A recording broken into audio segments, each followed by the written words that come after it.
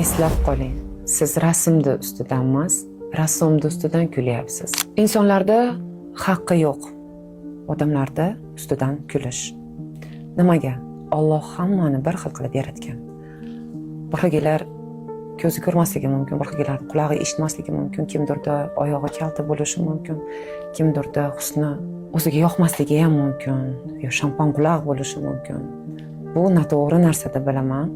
Chunki Allohim har bir insonni bir xilda sevadi-da. Insonlarga emas, insonlarning ustidan kulish yoki orqasidan gapirish. Insonlarda ichki dunyosi chiroyli bo'lsa bas menga. Ayniqsa kibrli insonlarda men yoqtirmayman.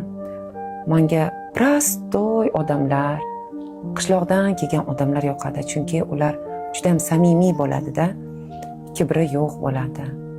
Hatto o'zlariga yarasha boydir, lekin qishloqda yashashadi.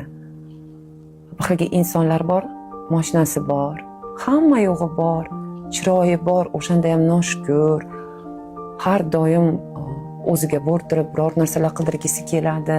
Men ularga qarab aytamanki, Alloh bergan husndan ular doim noshukurlik qilishadi. Alloh bergan har bir inson kunda rahmat aytish kerak, ko'zini ochayotganiga rahmat aytish kerak, oilasi bag'ridaligiga, turib yurganiga, ovqat yeyotganiga rahmat deyish kerak.